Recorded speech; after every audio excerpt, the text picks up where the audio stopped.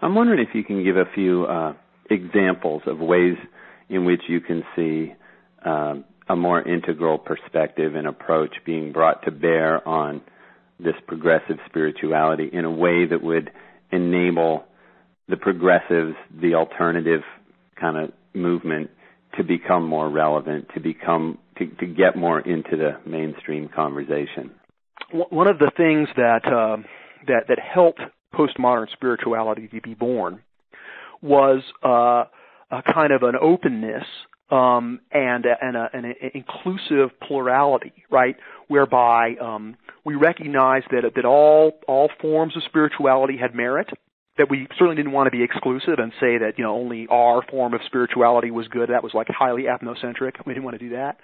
And so in the natural and positive movement, to include all forms of spirituality and to kind of have an eclectic mix of things where we could sort of see the realizations of seers, ancient and modern, east and west, and just kind of throw open the doors and let all forms of spirituality, let 1,000 flowers bloom, so to speak. That was really one of the wonderful things about it. But now that we've allowed that to happen culturally, by agreement, if you will, we can recognize there's some pathology that goes with that. In other words, the pathology is that within postmodern progressive spirituality, there is a sort of anything goes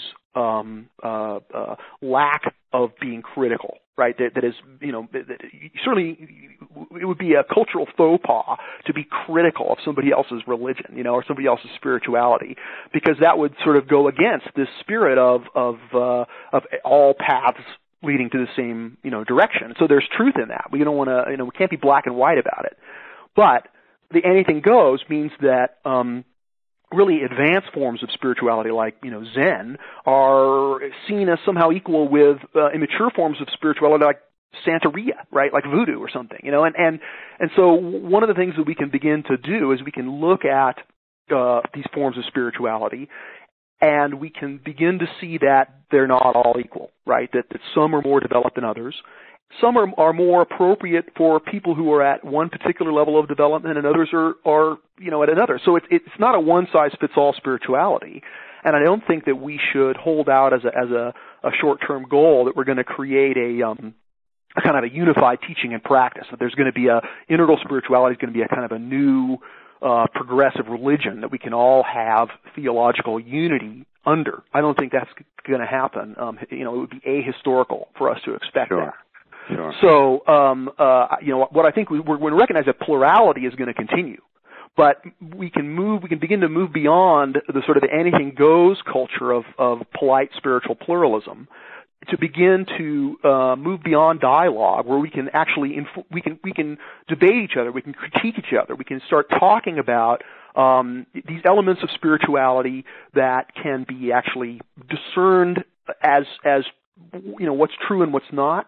And so the idea that we could actually do that comes from the discipline and the rigor of philosophy. In other words, one of the things that the integral worldview brings, which is somewhat lacking in the postmodern worldview, is a rigorous philosophy that is guided by the patterns of evolution itself, as we've been talking about in this conversation.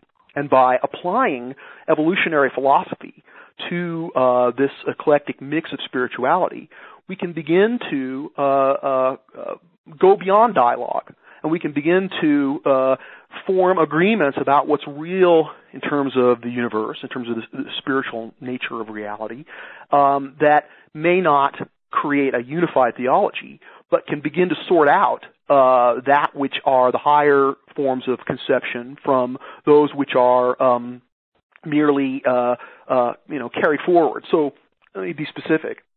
One of the things that when the postmodern culture bloomed as a political force in the 60s and the 70s, and progressive spirituality really started to get going, one of the places where postmodernists